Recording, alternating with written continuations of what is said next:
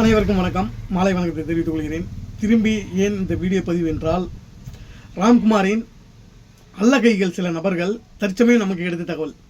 எனக்கு ஒரு டிராக்டரு, ஒரு ரொட்டேட்டரு, பக்கத்தில் இருக்கிற பேலரு, வீட்டில் நிற்கிற என்கிட்ட வீட்டில் ஒரு வண்டி முட்டுக்கட்டி நிப்பாட்டியிருக்கேன் பாருங்க.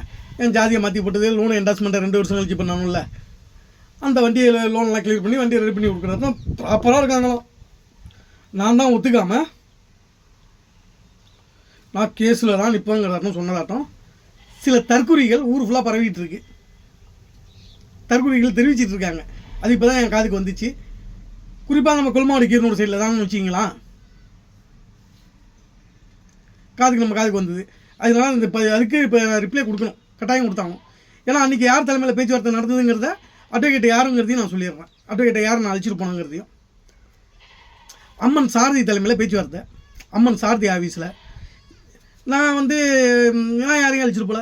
அட்வொகேட்டு எனக்கு என்னுடைய நலம் விரும்பி ராஜாஜி அருள், அன்றைக்கி ராஜாஜி சார் வெளில இருந்தார், அதனால அருள் சாரை அழைச்சிட்டு போயிருந்தேன். அம்மன் சாரதி தலைமையில் பேச்சுவார்த்தை ஓடுது. பேச்சுவார்த்தை ஓடுறப்ப அவங்க தான் பேசுகிறாங்க. நானும் எல்லாத்துக்கும் ஆமாம் சாமி போட்டுக்கிட்டேன். வேறு என்ன, ஏதோ பிரச்சனை முடிஞ்சா ரைட்டு, தொலைச்சி தலையை முன்னிட்டு லைஃப்பில் நம்ம அடுத்த ஸ்டேஜுக்கு போகுங்கிற கான்செப்ட்டுக்கு வந்தாச்சு. ஏதோ எடுத்தது ஏதோ தொலைஞ்சி போட்டுங்கிற கண்டிஷனுக்கு நம்மளும் வந்துட்டோம்.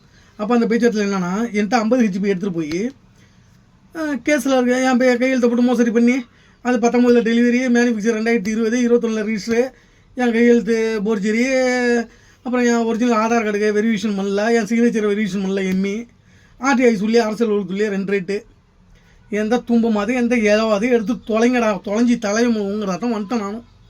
அந்த பேச்சுவார்த்தையில் என்ன நடக்குது, என்கிட்ட எடுத்துகிட்டு போனது 50 HP, அவங்க 2018 47 HP, என்னட்டா அவன் தாலி அறுத்துட்டு வந்தாங்கன்னு தெரில. அந்த வண்டியை ஃப்ரெஷ்ஷாக என் பேருக்கு ரிஜிஸ்டர் பண்ணி தரேன், வீட்டில் நிற்கிற வண்டியை ரெடி பண்ணி தரேன், வீட்டில் நிற்கிற லோனை கிளியர் பண்ணிடுறேன், வண்டிக்கு லோனை கிளியர் பண்ணிடுறேன், உனக்கு கையில் 1 லட்ச ரூபா பணம் கொடுத்துட்றேன், விட்டு முடிச்சிக்க மாதிரின்னாங்க. சரி, நானே எக்கடாவது கெட்டு போங்க, தொலைங்கடா சனினோல, இதோட தும்பம் ஒழிக்கிட்டுன்னு நானும் ஒத்து வந்தேன். அதுக்கப்புறம் வச்சானா பாருங்கள், எனக்கு ஆப்புனா ஆப்பு, சரியாந்திர ஆப்பு. அதுதான் என் இடத்துல நீங்கள் யாராவது இருந்தீங்கன்னா ஒத்துப்பீங்களா, அதை மட்டும் சொல்லுங்கள்.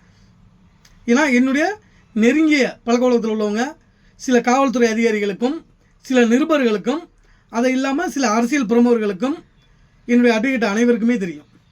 என்ன சொல்கிறீங்க, இன்றைக்கி நாளைக்கு எனக்கு வாய்தா, இன்றைக்கி பேச்சுவார்த்தை இருக்குது, நாளைக்கு எனக்கு வாய்தா.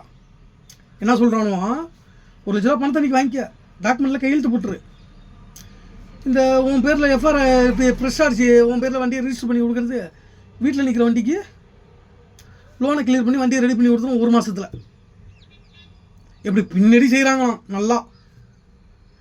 என் இடத்துல யாராக இருந்தாலும் நீங்கள் ஒத்துப்பீங்களா? அந்த தற்கொலை என்ன நடந்ததுன்னு தெரியாமலையே நான் கேஸ் போட்டால் தான் நிற்பாங்கிறத அந்த தற்கொலை வளரிட்டு நிற்கிதான். அப்போனா அது அவனுக்கு எவ்வளோ விசுவாசியாக இருக்கும் ராம்குமாருக்கு.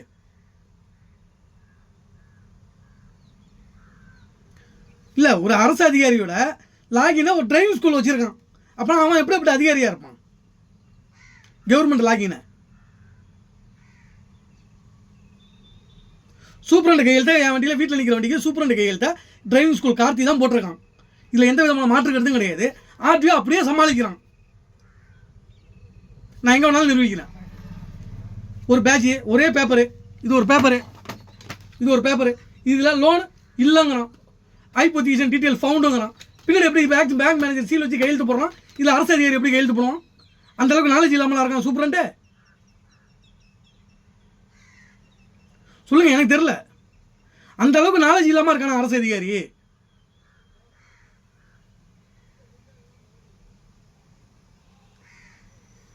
பணத்துக்காக இவன் எது வேணாலும் செய்வானோ பிறகு.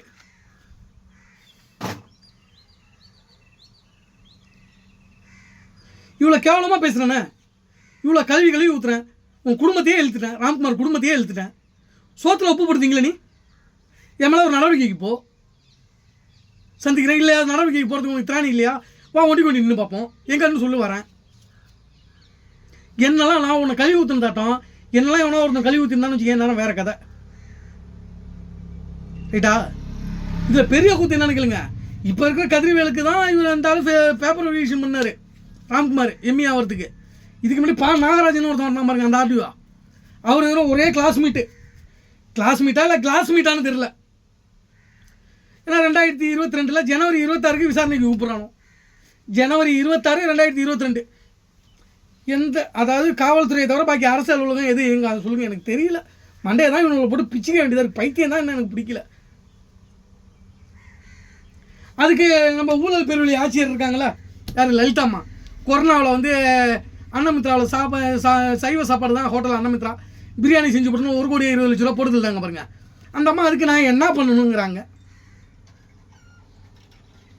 எங்கே சிம்னாவில் கீழமுகத்தில் விவசாய முகாம் நடக்குது ஒரு கல்யாண மண்டபத்தில். அந்த மண்டபத்தில் மனு கொடுக்க போகிறேன். நானும் என் நண்பரும் போகிறேன். இன்றைக்கி அவருக்கு எனக்கு பேச்சுவார்த்தை இல்லை சில மன ஒருத்தங்களால்.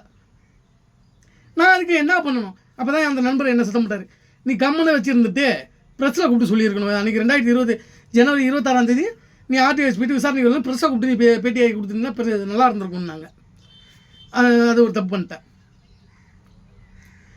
இவங்கள்ட்ட எப்படி தான் மீண்டு வருது வட்டார போக்குவரத்து ஆய்வாளருங்கிறானோ அலுவலருங்கிறானோ இன்னும் பச்சைங்களையும் சேப்புங்களையும் கையெழுத்து போடுறதுக்கு இவங்க தகுதியானவங்களா?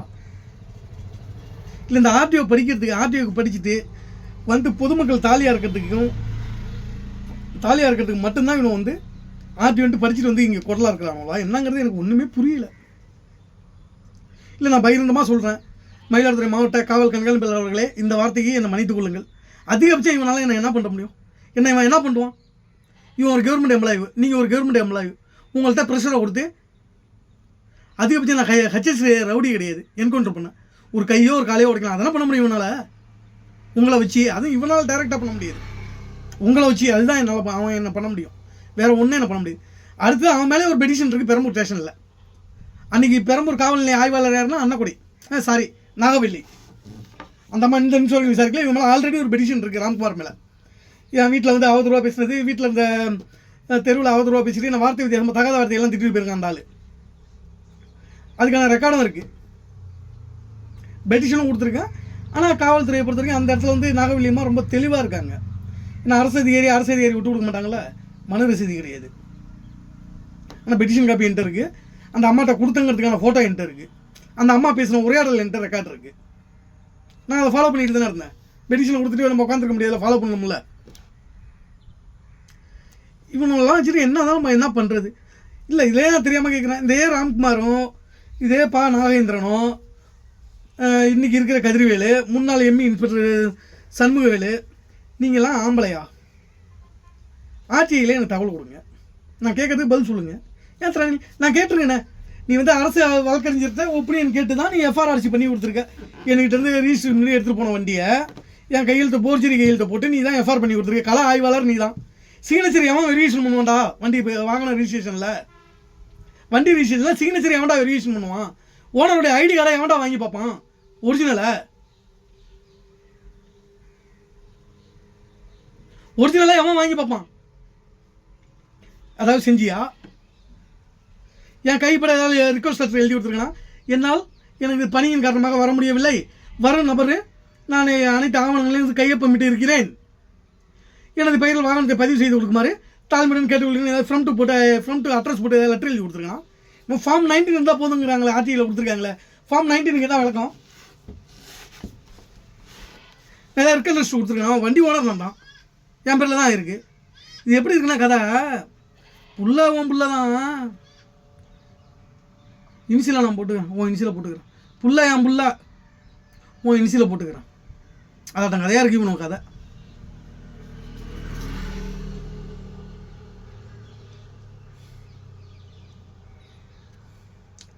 இல்லை ஒரு அரசு அதிகாரிலாம் எப்படி எவ்வளோ கேவலமாக செயல்படுறீங்க?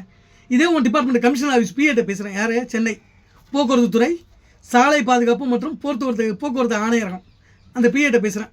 நேற்று பேசுகிறேன், அந்த வாய்ஸ் ரெக்கார்டை வெளியிடுறேன். உன் டிபார்ட்மெண்ட்டில் உள்ளவங்களாம் இப்படி தான் இருப்பானா? லாஸ்ட்டாக என் பொண்ணாட்டி இருப்போம், தாலி தான் இருக்காது, அறுத்து வேணா விற்று தரேன், உன் டிபார்ட்மெண்ட்டில் உள்ளவங்க நடவடிக்கை எடுப்பானான்னு கேட்டான். அதுக்கு அந்த அம்மா எதுவுமே பேச மாட்டேது. ஆனால் எவனுமே இந்த டிபார்ட்மெண்ட்டில் சோத்தில் உப்பு போட்டு திங்கலங்கிறது நல்லா தெரியுது. இப்படியா காசுன்னு அலையிறீங்க? இல்லைப்பா, லாஸ்ட்டில் ஆர்டிஐயில் வந்து நான் 2019 2025 இந்த எண்டு டிசம்பர் வரைக்கும் நான் கேட்டிருக்கேன் ரிஜிஸ்ட்ரேஷன் ஈசன் ஃபார்மில். மனித வாழ்விற்கு என்னமோ அப்பால் பட்டு நான் கேட்குறேன், இது பொது உடைமை இல்லைன்னு. இல்லை இவன் வட்டார போக்குவரத்து அதிகாரிகள்லாம் பொது உடைமையிலையா இருக்கான்? இல்லை அதை எனக்கு பதில் அறிக்கை கொடுத்துருக்கான், அவன் பொது உடைமையாக இருக்கானா? அவங்கள்ட்ட வாங்கின பிஸ்கட் நாய்க்கு என்ன பண்ணுவோம், பிஸ்கட்டை போட்டால் தின்னுபிட்டு வேன்ட்டு நான் வாலாட்டம். அதான் வாலாட்டுறவங்களுக்கு இவ்வளோ இருக்குன்னா கார்பரேட்டரை பிச்சை எடுக்கிறானோ, எச்சிலையை திங்கிறானோ, இதோட என்ன கேவலமாக நான் பேசுறது இல்லை. 6/5/2025 தன்னிலை விளக்கத்தின் போது எந்த நகலும் இணைத்து சமர்ப்பிக்கவில்லை. ரைட்டு, சமர்ப்பிக்கலை. என்கிட்ட வீடியோ இருக்குன்னா அதுக்கு நான் எப்போ பேஸ் பண்ணணுமோ அதை பேஸ் பண்ணுறேன். நான் சமர்ப்பிக்கலை. நான் எழுத்து மூலமாக கொடுத்தேன் டாக்குமெண்ட், அதுக்கே என்ன ரிப்ளை கொடுக்கல?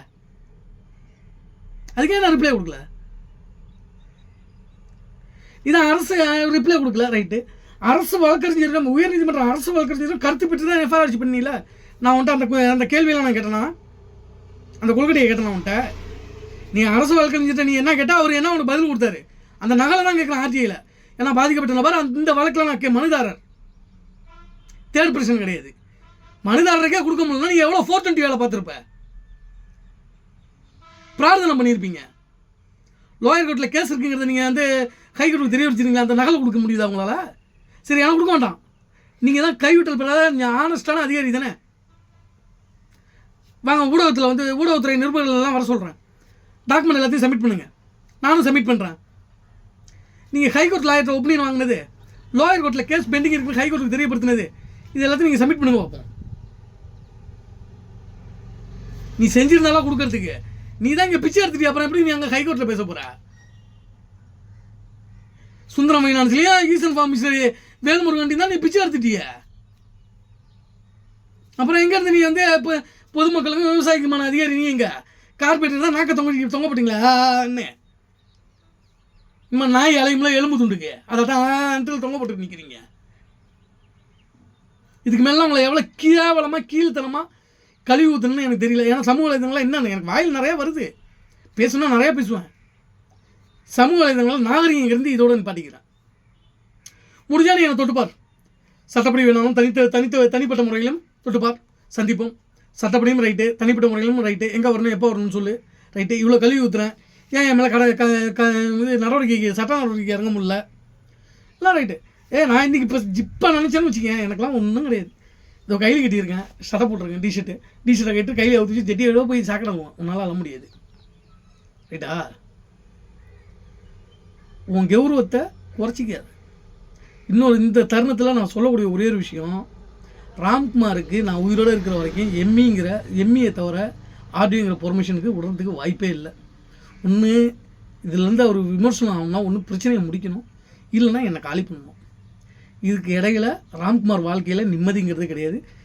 தினமும் வாழைப்பழத்தில் ஊசி பழம் ஏற்றுவது போல் பதிவிட்டுக்கிட்டே இருப்பேன். உன்னால் முடிந்ததை பார், என்னால் முடிந்ததை நான் பார்க்கிறேன். அனைவருக்கும் வணக்கம், நன்றி.